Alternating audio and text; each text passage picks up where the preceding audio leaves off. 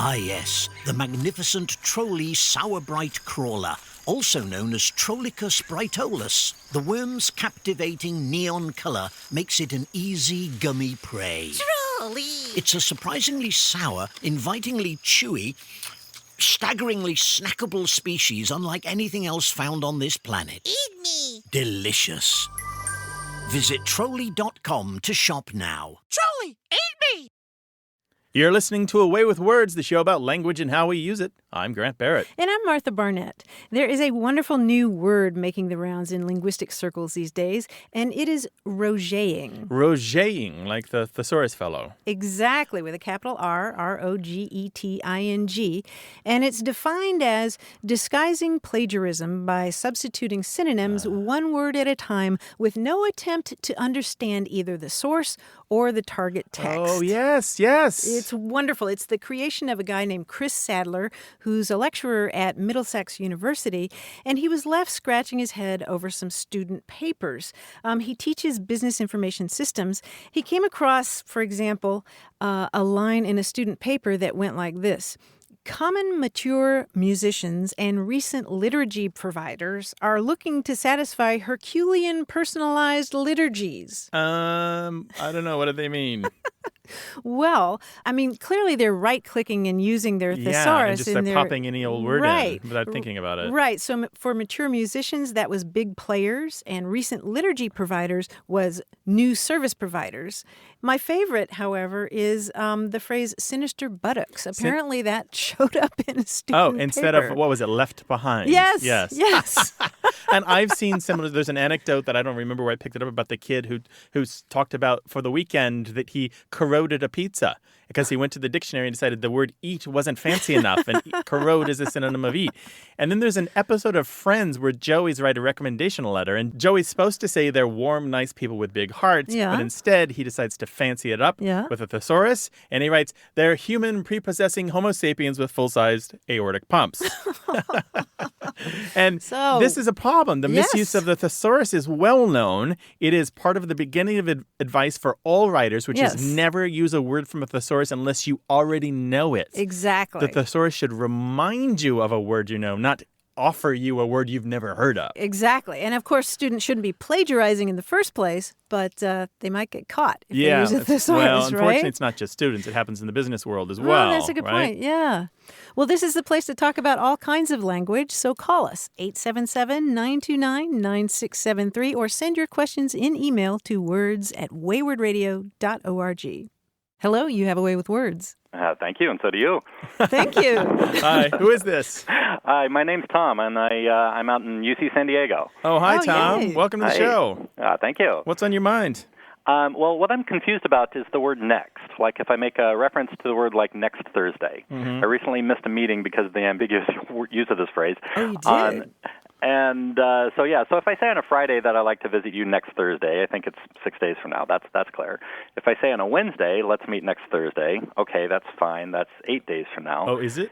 I don't know. This is why I have you on the spot. If I say on a Monday or Tuesday, though, I'm starting to get gray. If I say, well, let's meet next Thursday, then maybe I'm talking about 9 or 10 days from now, but this is where I start to get gray. So help. Tom, you missed a meeting. What happened? Did you get in trouble? Maybe that was a good thing. I don't know. Actually, I showed up 7 days early, so I just went to the meeting the next day. So it all worked out okay in the end. That's the best kind of getting it wrong. I think you've really done a great job of describing the problems here and how far out from the date you can get and still be certain or uncertain.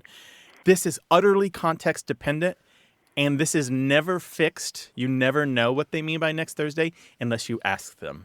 You cannot assume. I think you can certainly clarify it if you say not this Thursday, but next Thursday. Here's the thing about that. If you read transcripts of people having natural conversations where they don't know that linguists are going to be looking at it later to try to figure out what the heck's going on, people almost always renegotiate when this kind of usage is made. They almost always seek clarity and ask for a restatement in different words to make sure they understand what day is being met. This is how conversation goes.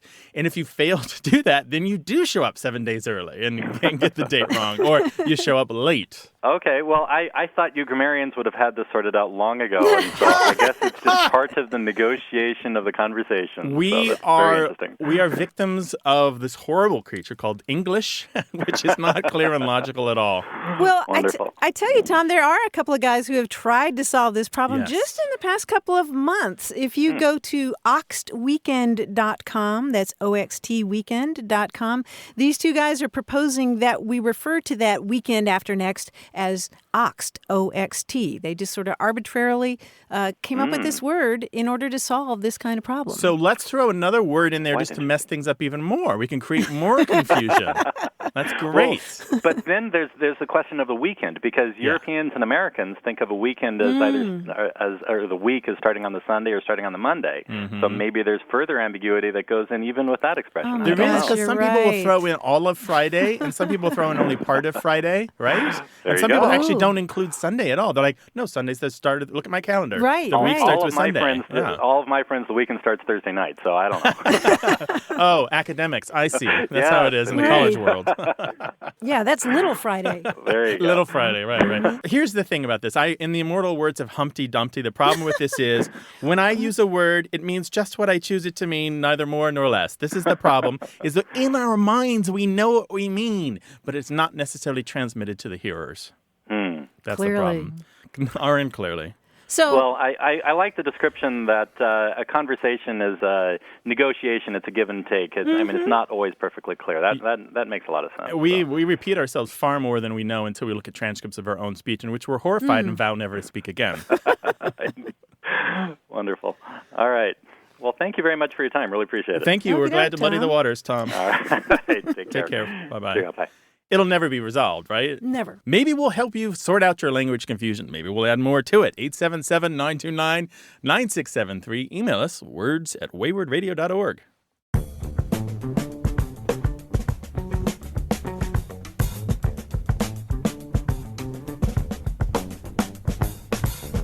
I know the year's not over yet, but I am already thinking about words of the year. Oh, yeah. And a big one's going to be on a lot of lists. It's I can't even. Oh, yeah. As an expression of kind of like unbelief or surprise or doubt. And then she said to me that I had to move out. I can't even. Yeah. And you just stop there. Can't even. And then the companion for that is, can you not? There's just that. yeah, There's no, yeah. not can you not do something. It's just, can you not? Which means just quit being whatever you're being because it's not really suiting the situation. Okay. Can you not? Yeah, good stuff. 877-929-9673. Email words@waywardradio.org. Hello, you have a way with words. Hi. Hello there. Who's this? Well, this is Ruth Harvey from Hanover, New Hampshire. Hi, Ruth. Welcome to the show. Hanover. What can we help you with? Well, I just do a lot of reading, and I have for many years used the expression balderdash when somebody says something to me that I cannot really believe that it was true, especially when my children come up with a long story about something. Then I say balderdash. Mm-hmm. I loved the way you said that, Ruth. Yes. Balderdash with a lot of scorn in that first vowel. Well, I just wondered where it came from. A lot of times you think about it as a big sailor, captain on the seas or something like that, and wonder, well, what is it? Well, it comes from a teacher in New Hampshire. No, I'm kidding. Oh, you're kidding. He is kidding. That's balderdash. I was trying to get you to say That's it, Ruth. balderdash, yeah. Yeah, I can tell Grant's totally charmed by the way you say that. But yes, etymologists are wondering where it comes from as well. It's a tough one. It's stumped a lot of researchers. Oh, yeah. How many languages are they connected to? Oh, my gosh. Danish, Icelandic, Dutch, German, Dutch, Welsh, Gaelic. Yeah, but not really with any good evidence. I mean, the best evidence that we have about the word is that the earliest recorded uses of it in the 16th and 17th century refer to a kind of frothy mixture, a frothy liquid, like a mixture of beer and wine or buttermilk and beer. And, and isn't one of the early ones referred to the barber's cream as a balderdash? Oh, I think so. Yeah. Yeah, so some kind of mixture, which sort of makes sense. Yeah, so it's messed up. It's all kind of, not clear what's what. Well, I can see that if somebody's going to give you a story about something that's not exactly true. So this term pops up in the late 1500s, just kind of out of the blue, and there's been all this work done, most of it 100 years ago, to try to connect it to other words and other languages. And most of these connections are really tenuous. People look at the spelling or the pronunciation, and the meanings are kind of vaguely approximate, and it's all not very good etymological work at all. So right now, we would probably call this origin unknown, and it really needs to be looked at again. I mean, I'm waiting for the Oxford English Dictionary to get to balderdash and really just re-tackle this etymology and see what they come up with. Well, it sounds wonderful. I'd like to know when you find it. Well, I think they're scheduled to get to balderdash in 2040, so I'll let you know. Well, darn, I don't think I'll be here then. Oh, come now.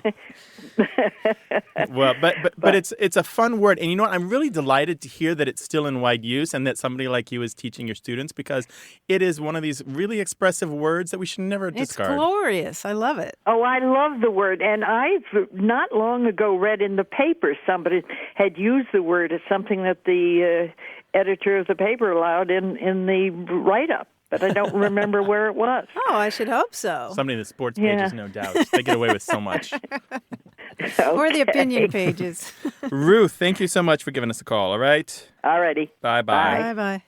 Call us with your language questions. 877-929-9673 is the number to call. Or you can send an email to words@waywordradio.org. And guess what? We're all over Facebook and Twitter.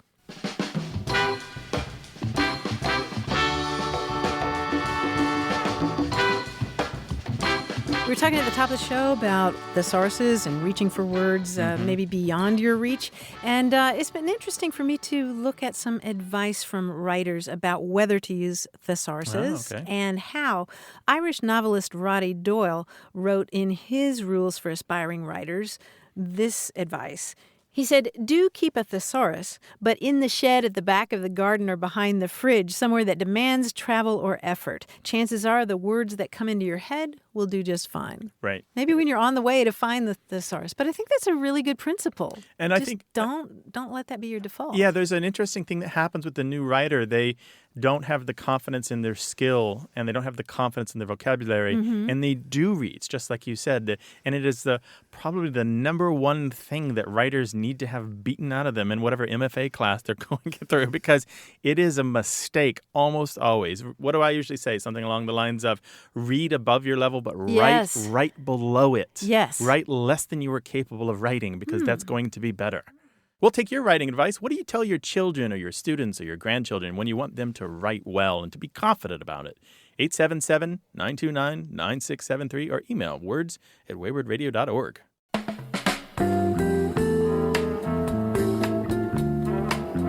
A word, a phrase, and your grandparents' old sayings right here as A Way with Words continues.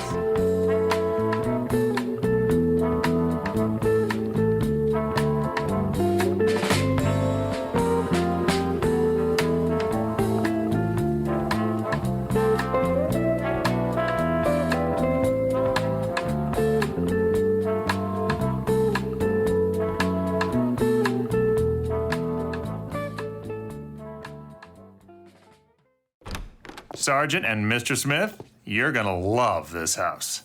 Bunk beds in a closet? There's no field manual for finding the right home. But when you do, USAA Homeowners Insurance can help protect it the right way. Restrictions apply. You're listening to A Way with Words, the show about language and how we use it. I'm Martha Barnett. And I'm Grant Barrett, and here he is, John Chinesky, our quizicist. Hello, John. Hey, hi, Grant. Hi, Martha. Hello, Mr. Chinesky. Now, do you guys, I don't know if you guys heard this old joke that goes, if Ella Fitzgerald married Darth Vader, she'd be Elevator. Yeah. Uh-oh. But I was wondering what other romantic blendings might be possible. For example, if film actress Kendrick of Up in the Air married Texas Senator Phil and took his name, she would become the rearranging of one word's letters to make another word. Anna Graham. Yeah, anagram. She would be anagram. So okay. Anna Kendrick and Phil Okay. Graham. Okay. That's very good. Yeah, nicely done. So that's how this quiz works. If actress Dunaway from Chinatown married talk show host Larry from CNN and took his name, she would become the act of pretending. Faking. Faking. Very good. If TV comedian Newhart married TV comedian Betty and took her name, he would become a small bird. Bob White? Bob White? Very nice.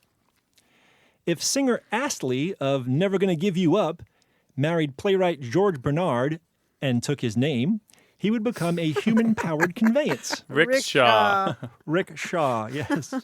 It's a very nice name, Rickshaw. There's a few rickshaws out there. Radio Rickroll. Radio Rickroll, there we go. If psychologist Brothers married sci-fi icon Philip K. and took his name, she would become a video game controller. Joystick. That's very good. That's very, very Joystick. good. That's right. Very good. Little fun with phonetics there, yeah. Nice. Joystick. If TV actress Stapleton of All in the Family married rock singer Vince of Motley Crue and took his name, she would become rather friendly and cheerful. Genial. Genial, yes, genial. If legendary actress Hayworth married Larry from the Three Stooges and took his name, she would become a word meaning to change what a word means. Redefine. Yes, redefine. Very good. Redefine. That's awesome. These are Again, really those good. are two. They should have gotten together. They should get together. Seriously. There's- The most beautiful, funniest kids you ever wanted to meet. Of course, they're gorgeous and they're hilarious. Okay. Finally, if former U.S. Vice President Gore married silent film comic Harold and took his name, he would become like two metals that are blended to obtain a desired property. Alloyed. Alloy. Alloyed, yes, very nice. And I hope they are very happy alloyed in their wedded bliss. Al Gore and Harold Lloyd. Thank you so much, John. Thank you. Nice work, guys. All right. And if you want to talk about any aspect of language with us, and that includes wordplay, call us 877-929-9673 or find us on Facebook and Twitter. Hi, you have a way with words. Hello. This is Bob Berner. I'm calling from Monticello, Florida, up here in the Big Bend area, up at Tallahassee. All right. Well, welcome to the show, Bob. How can we help you? My mama or mother, I guess should say, was raised up in Arkansas. And whenever you'd spill your milk or get a fishing hook cut in your thumb, she'd say, "Hell's bells." And I never really heard anybody else use it except my mama. I was just wondering where that came from. Oh, we've got a couple guesses on that. It's a rhyming variation of hellfire. It's a mild oath. And sometimes people thought hellfire was just a little too impolite to be said around other folks, so they'd rhyme it up with hell's bells. There's a whole variety. Hell's breeches, hell's boots, hell's fury, hell's teeth, hell's smoke, and hell's bells kind of stuck around a lot longer and is used more often just because it rhymes. Yeah, that's good to know. Anytime anything, you have a flat tire, mostly spilling my milk is when I'd catch the devil. We moved to the Virgin Islands, and me and my wife moved down there. We was down there 13 years, and we started writing letters back and forth to Mama, back before cell phones. And the first time she ever wrote me a letter, she wrote, I assume what she wrote was hell's bells, but her S's looked like O's, and we walked around for days trying to figure out what hello bello meant. So I guess we finally figured it was hell's bells. Yeah, hell's bells. It's just it's a mild oath. It's about as impolite as some folks ever get. We've got hell's bells in the dictionaries back to the 1830s, so it's been around for a while. Yeah, I've heard plenty of people use it. Not yeah, just her your mom. family was from Scotch Island and American Indian, Arkansas Indian or Oklahoma Indian. I don't know where she got it. I've never really heard anybody else say it except my mother. Bob, you are refreshing to talk to. Thank you so much for calling us, all right? Thank you very much. All right, take care you. now. Call us again sometime. Okay, thank you. Bye-bye. All right, bye-bye. Sometimes hell's bells is just shortened to bells, which is even more polite. Oh, but no still kidding. just a Bells? little- Really? Yeah, just Just bells? Yeah, just bells said with a lot of oomph. Huh, you think that's what Poe was right? No. Owl is thundering, bells, bells, bells. Go on, try it again. That's from 1929. Okay, all right. Well, call us with your language questions, 877-929-9673, or send them in email. The address is words@waywardradio.org.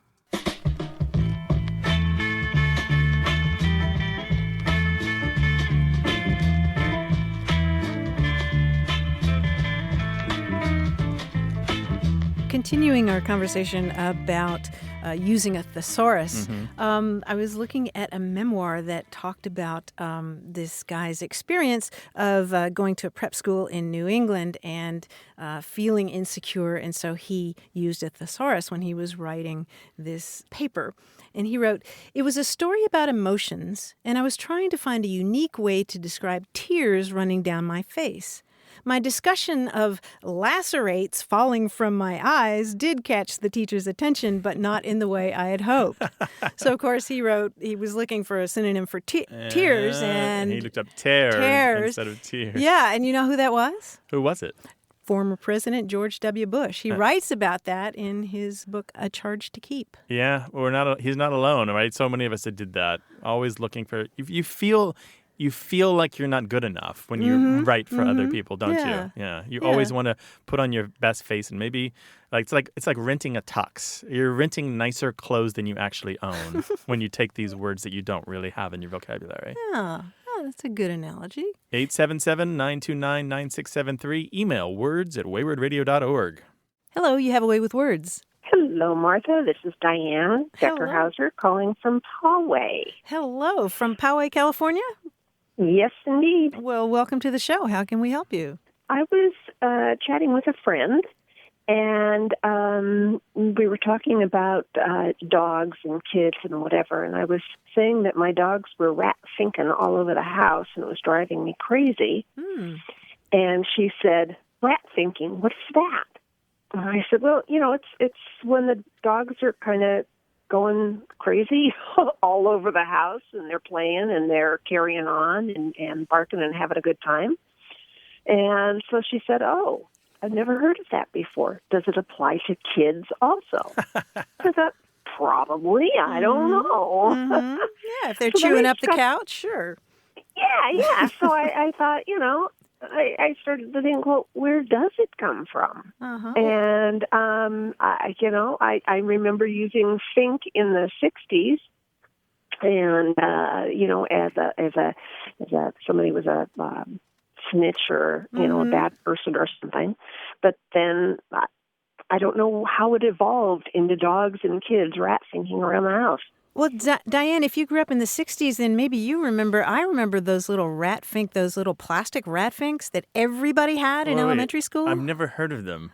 Well, that's because you came along a little bit later, Grant. But you know what I'm talking about, Diane? I vaguely remember them. Where did you get them? Cereal box? Cracker Jacks? Yeah, or little gumball machines. Everybody had rat-finks. They look like a rat. They look like a little rat up on its hind legs and little flat ears, and they were ugly. What did you do with them? I didn't have one. Oh, you didn't? I know that there are listeners right now pounding the dashboard, remembering. Did you have this instead of dolls? This would explain a lot. Yeah, I had a pocket full of rat-finks. Everybody had rat-finks. You traded them. They're little hard plastic. Well, they didn't make it to the 70s in my childhood. So how important could they be? We had rocks as pets, if you remember, in the 70s. Oh, right, yeah. A rat-fink, well, it's complicated. It tends to be related to fink, like you said, Diane, which is somebody, a scab, or somebody who goes against the union, or somebody who tattles or informs to the government, maybe a narc. That sort of thing, somebody who turns his friends in so that he'll get off scot-free and not be convicted himself. And at some point in the 1960s, around 1961, we know for sure rat-fink kind of became this set phrase, which is worse than a fink. But the weird thing is, in there, right about that time, there was a comedian by the name of Jackie Cannon. It's Kannon, who put out a couple comedy albums about rat-finks, and he opened up the Rat-Fink Club in New York City, and he describes it as not being particularly pejorative, kind of making fun of the catchphrase of the day. And there was a the people who wrote the play The Fantastics, if you remember this, it ran for like a million years in New York. They created a play that had rat-fink in its name. So at some point, rat-fink wasn't all that bad, but it kind of continued on. And today, if you saw somebody rat-fink, you just mean that they're a despicable person. But I've never heard of a dog rat-finking. No, me neither.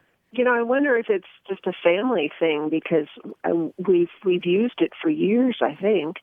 It's when the dogs are, well, we also use the word frapping, which is a frantic random activity period for dogs. And they just go absolutely bonkers. But rat thinking normally is at least two, and they're playing together and having just a marvelous time. And that way that only dogs can. Yeah. Or cats, little kittens at 5 p.m., 5 or 6 p.m. Yeah, they're awake. Yeah. Well, that's the best that we can do right now, but I wouldn't be surprised if we find out that rat-fink is used in a similar way somewhere else outside your family. We'll wait and see what other listeners say, all right? We'll hear about it. I love it. Okay. Thank you so much. Thanks for calling. Okay. Bye, Diane. Bye, Diane. Bye-bye. Well, if you know something about rat-finking around, well, call us and rat-fink with us, 877-929-9673, or send an email to words@waywardradio.org.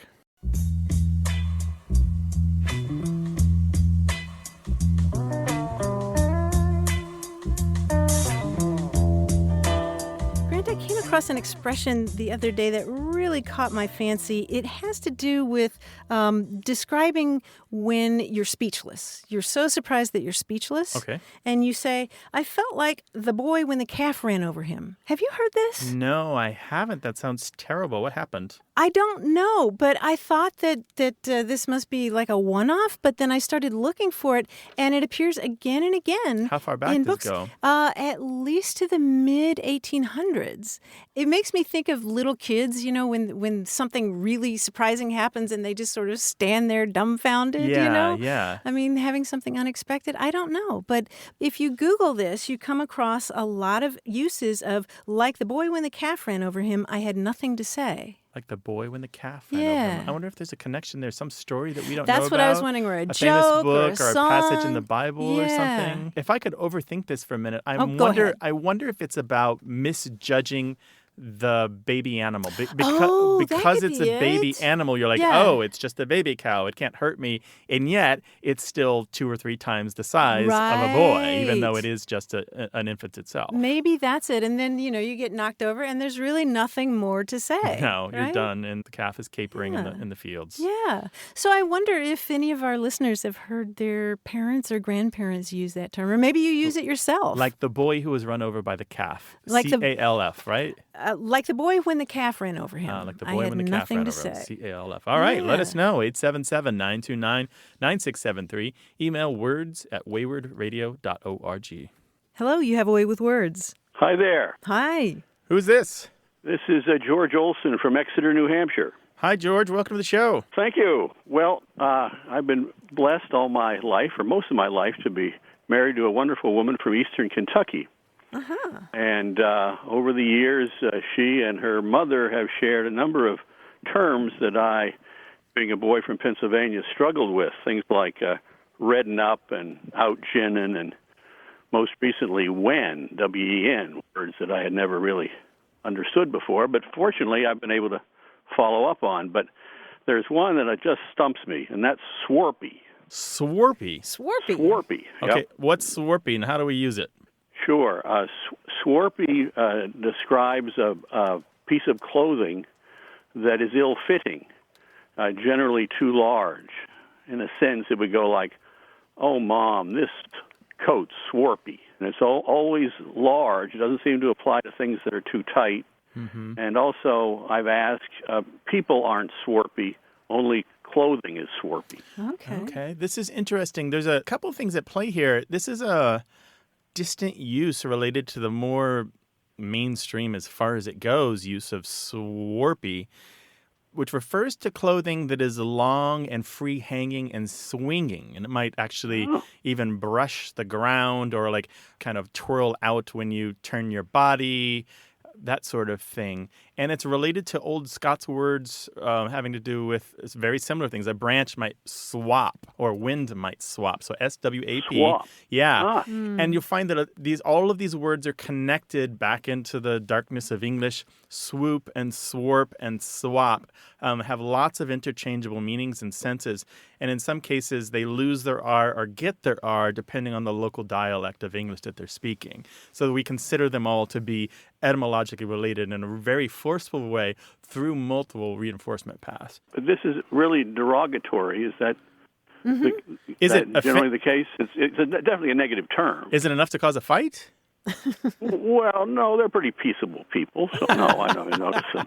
Mother and daughter doing battle over swarpy, but it is used. Okay. Yeah. I guess because that would mean that you're not well dressed, right? Your clothes don't fit you. There's something wrong with that, right? Right, yeah. There's one other thing that I hesitate to mention because they sound like good people besides being peaceable people, but there is a old term which is called drinking and swarping. It kind of goes hand in hand. And if you were drinking and swarping, you were out drunk off your head, causing a big ruckus, raising hell out there. Yeah, and swarping around. And I think it refers to literally being kind of loose-limbed and all over the place and not in control of your body and not in control of your actions. Drinking and swarping. Drinking and swarping. Sort of sounds like what it is. Yeah. My goodness, I should try that one day and see if I'm accused. Yeah, you never know. Yeah, see what your wife and mother-in-law think about that. Yes, I'll try that. But it does sound like your family usage is a very specific kind of distant relation to the swarping that we already know. And so I think I can logically see that path. Can't you, Martha? Sure. Yeah. Sure, yeah. Well, wonderful. Yeah, George, thank you so much for calling. All right, thank you. Take care now. Okay. You too. Bye-bye. Bye-bye. Her dress was swarping the floor is another variation on that. Or she wore a swarpy dress. She had to lift it up so that it wouldn't brush against the floor. Oh, that almost sounds like a variation on sweep, doesn't it? Yeah, Swarping. It kind of, Swarp you can the porch. swap these words out. Yeah, swap. Well, we know your relatives talk funny. Give us a call, 877-929-9673, and dish on your mother-in-law all you want to words@waywardradio.org.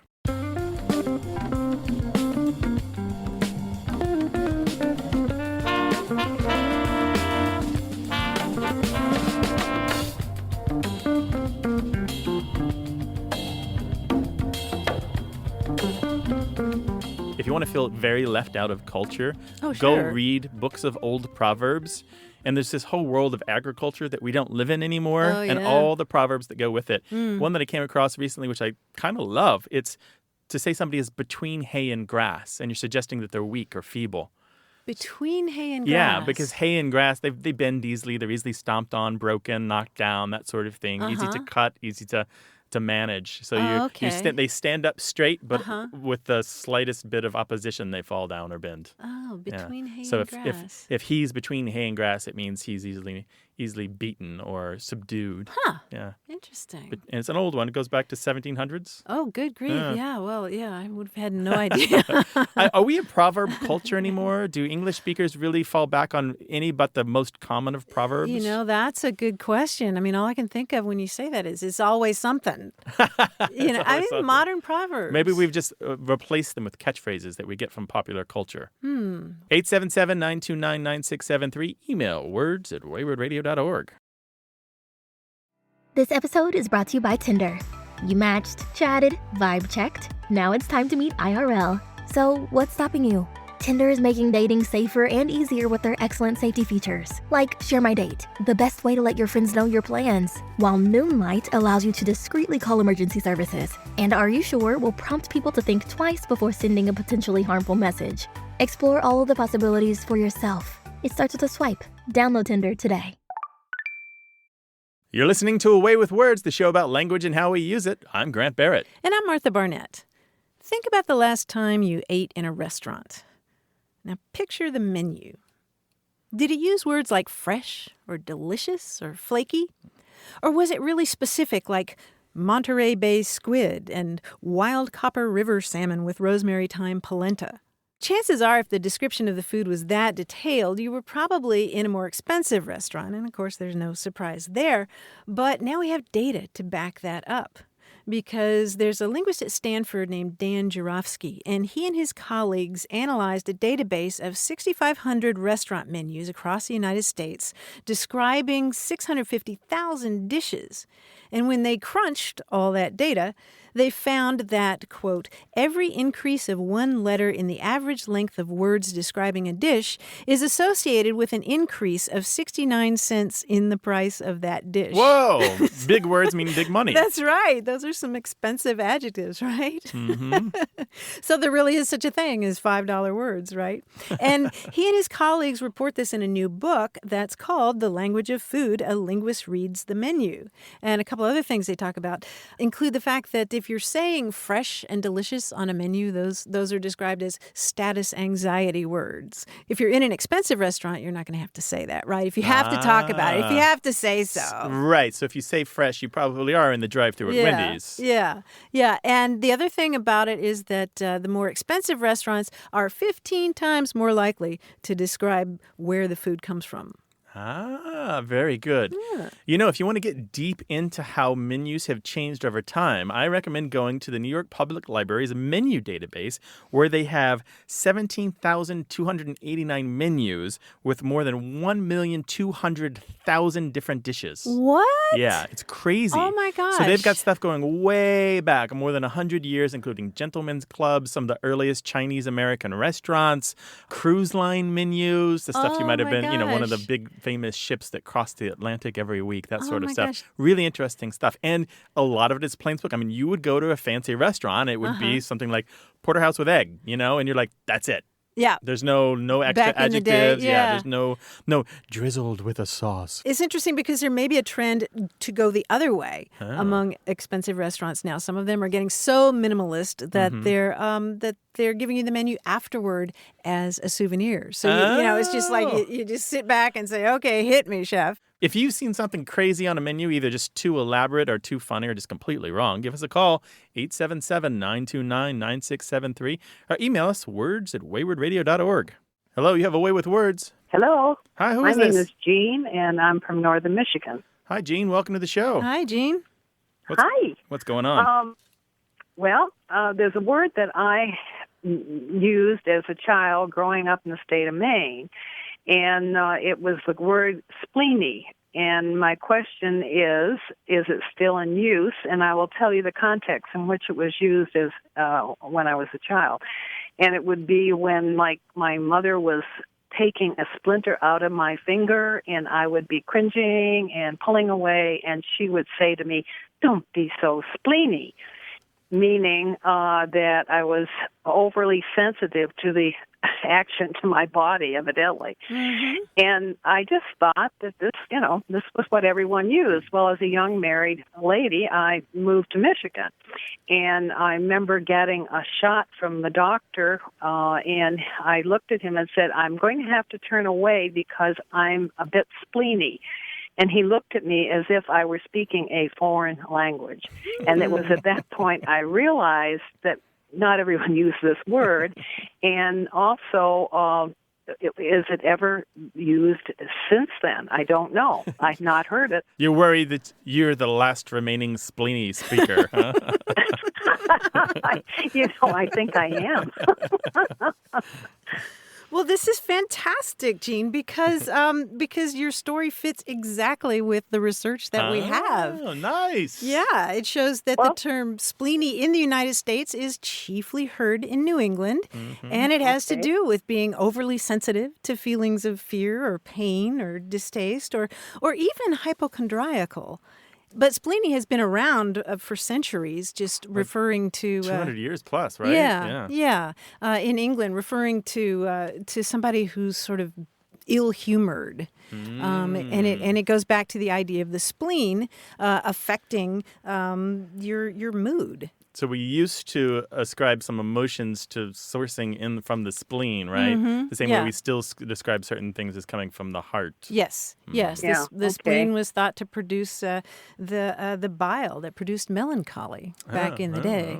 Yeah, but spleeny doesn't seem to have migrated south or east. No, really. and it's still not that common, right? Yeah. It's kind of a showy word that fiction writers will use, but and Eugene, but yeah, I was going to say it didn't migrate east, but it migrated west. I think I was cured that day. Not really? I uttered the word since. Yeah. But your description dovetails perfectly with what we know about it. It was in New England, and you took it west. Okay, well, that's very interesting, and it's interesting to see how it evolved from melancholy to the hypochondria. Really, yeah, a little squeamish. That's really interesting. Nice. I've never heard it used that way. Okay. Thank you so much, Jean. I appreciate you taking my call. Thanks. All right. Bye-bye. Bye-bye. Take care. Bye-bye. I have an entry for the least useful definition of all time, by the way. Oh, great. Let's So if hear you go to it. the Oxford English Dictionary, Yeah. and admittedly, some of their entries have not been updated since the 1880s, right? Okay. And you look up spleeny, it defines it as splenetic or spleenful. Not helpful, OED. Not helpful. OED fail.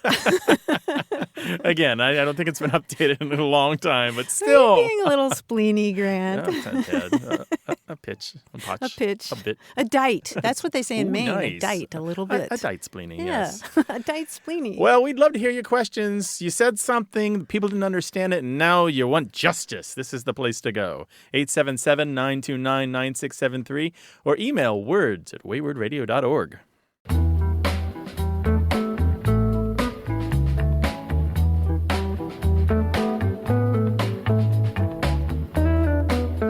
I was reading Clay Shirky, who writes about journalism and the future of news and so forth, and he had a little black humor in there from the journalism world where everyone knows that newspapers are dying, but they're kind of unwilling to admit it. And it turns out that in some newspapers, they don't call it the obituary column anymore. In-house, they call it the subscriber countdown. Let's hear your jokes about your business or industry. 877-929-9673. Email words@waywardradio.org. Hello, you have a way with words. Hello. My name is Masha. Hi, Masha. Where are you calling from? I'm calling from Auburn, Alabama. Auburn, Alabama. Welcome to the show. I feel like I'm from New York, although I've lived in Alabama for a while. Okay. No one understands when I say, I'm all widdershins. And to me, it's a usual expression. But since no one understands it, I actually sort of don't, I don't say it anymore. What do you mean by it? What do you mean when you say you're all widdershins? A kind of confused state. Okay. But no, I've never heard anyone else use that word except for a friend of mine who named a cat widdershins. Oh, they named their cat Widdershins. I wonder if they got that from Buffy the Vampire Slayer. I think there was a cat really? named Widdershins on that show. Oh, no kidding. Yeah, well, that sort of makes sense. I haven't heard people talk about themselves as being all widdershins. I mean, I usually think of that as simply counterclockwise. But it does connect to the older idea that widdershins meant unlucky because you were going counter to the laws of nature. Right. Originally, it was about the direction of the sun, right? Yes. Well, widdershins is against the direction of the sun, right? Yeah, yeah. East to west. Yeah. Or and west to east. Right, right. If you look at the way a sundial works, it works in a clockwise fashion, at least in the northern hemisphere. That expression actually is expressive of how I would be feeling when I'm calling myself that. Right, right. You're kind of going in the wrong direction. Yeah. So why did I do that? And Masha, I can give you a word for when things are going right as well. The opposite of widdershins. Yeah, the opposite of widdershins is diesel, Deasil. It's related to the Latin word dexter, meaning right. It means going in the right direction. I love having a new word. It makes me feel rich. You are. You are. You can add that to your word hoard. Widdershins, by the way. We should spell widdershins because Yes. it's Widdershins. Widdershins. Yeah, sometimes it's spelled with a TH, withershins. Yeah, widdershins, yeah. Do we have etymology on that? We think it's a Germanic term that just goes back to words that mean against the direction. Oh, okay. Or against the direction of the sun. Cool. Masha, thank you so much for your call today. Well, thank you very much. All right, take care. We'll enjoyed it. Bye-bye. Bye-bye. Bye. Grant, did you know that recently in Bolivia, the head of the country changed the clock on the congressional building, the official clock, so now it goes widdershins. Why? It's sort of an anti-colonial measure because apparently clockwise is associated with the northern hemisphere. Why didn't they just start using, if they really wanted to reject colonialism, using the quipu, the knotted chords that the Inca used to record, right? Just take it all away. You got to have clocks, right? Yeah, okay. in this day and age. So yeah, if you can go online and see pictures of this clock that goes 12, 11, 10, 9. It keeps the time correctly. Sure, right. But it goes the other way. Whatever floats your boat, man, or whatever turns your clock. It's pretty cool. Give us a call with your language questions, 877-929-9673, or email us words@waywardradio.org.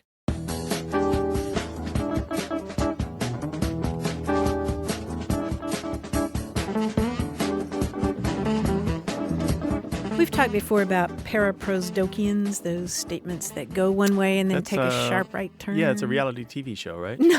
Paraprosdokian. It's a statement that goes one way and then veers sharply. Oh, that's to right. One, right. It's a tricky, jokey thing. Yeah. So I have one that I thought I would share with you, Grant. Before you insult a man, try walking a mile in his shoes. That way, when you insult him, you're a mile away. And you have his shoes. Words to live by. 877-929-9673. Email words@waywardradio.org. Hello, you have a way with words. Hi, this is Sally Rice, Hi, Sally. Where are you calling from? Bozeman, Montana. Bozeman. Well, welcome to the show, Sally. What can we do for you? Well, I recently got a Fitbit. Oh. And one of the things that the Fitbit does is tell you how well you sleep. And so there's a sidebar on the screen that you can pull up on your computer, and it says number of minutes of sleep, number of minutes restless, and number of times awoken. And when I read that, I thought, that can't be right. So my question is, shouldn't it be awakened? Number of times awoken. Okay, so a Fitbit is something that monitors your health and your activities, right? Are you walking and counting your paces? Or Correct. You put this on your wrist. It sends data to your phone or your computer. It collects things like number of steps you take. What does it do? Heart rate and temperature and like sudden movements in the night when you're supposed to be sleeping, that sort of thing? That's right. Okay. Yeah. While we've been talking here, I've been Googling this. All of the screenshots I have it say awakened. Now, maybe they changed it? Yeah, maybe. Well, on my Fitbit dashboard, I checked this today because I wanted to be sure that I was telling you, giving you the accurate information. And it says, times awoken. Awoken? Awoken. Wow. I love it because that's kind of unusual in modern English, right? Yeah, I wonder if they just misspelled awakened. Maybe they need to update their software. I mean, Sally, the Fitbit is... Yeah, it's giving you all kinds of great affirmation, it sounds like. But I want to give you some more affirmation, which is to congratulate you for calling about what has been described as the most vexing verb in the English language. Oh, wait a second. Wait a second. That's not the most vexing verb, is it? You don't think so? No, I thought versing somebody in a video game was the most vexing verb. Vexing? No. In fact, I have a collection of things that language authorities, phrases they've used to describe wake and awake, those two verbs, and they call it the most vexing, the messiest, it's a muddle, it's not yet settled down from its long and tangled history. It puzzles even the experts. Wow, but there's a lot of verbs. So you can wake, you can awake, you can awaken. Yep. And then they all have past participles and past forms, and some of them are the same or similar, right? Yes, and they can be transitive or intransitive. You know, you messy. can wake in the morning, you can wake someone. The key is to sleep late and never awaken so that you don't have to talk about the verbs. Part of the reason that it's so difficult is that in the case of both wake and awaken, they're blends of two older verbs, one of which is transitive and has regular principal parts, and one of which is intransitive and has irregular principal parts. And so it's just a big mess. And I can't even tell you how I would describe what I did today when I stopped sleeping. I really can't. But yeah, I usually say woke up rather than I awakened. But you wouldn't have a problem with awakened? That's wrong, right? That one sounds like a misspelling. To me. I think it's wrong as well. Yeah, I think you could say awoken, or you could say... I was awakened 12 times. Yeah. But not I was awokened 12 times. Yeah, awoken is weird. I think maybe that's a bad translation or misspelling. Terrible typeface or something. Yeah. Misspelling, yeah. Yeah, I think it's time for you to give your Fitbit some feedback for a change. There we go, yeah. Okay. Let us know what you find Your out. linguistic performance is lacking, Fitbit. I expect you to shape it up, sir. Yeah. All right. Well, thank you very much. You have affirmed me grammatically, and just as the Fitbit affirms me fitnessly. Nice. Fitnessly. I like that. Fitnessly. We're not averse to a coinage here and there. Yeah. Thank you so much for calling. Yeah, really good appreciate luck it. with the program. Sure. Take care now. All right. Thank you. All right. Bye-bye. Google awakened versus awokened or awoke versus awake. For a good time. For a good time. And you will find every grammar nerd nerding out to the best of their abilities for years. It's still a They've mess. been talking about this since like the first minute of the internet. So there's tons out there to read. Good luck with that. And we'll be here waiting at 877-929-9673 or email us words@waywardradio.org.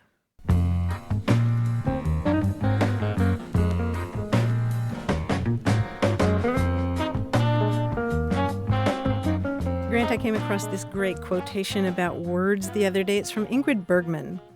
It goes, "A kiss is a lovely trick designed by nature to stop speech when words become superfluous." Isn't that the truth? It is the truth, right? Stop speaking. Yep, Don't speak. no more words. Finger to the lips. Exactly.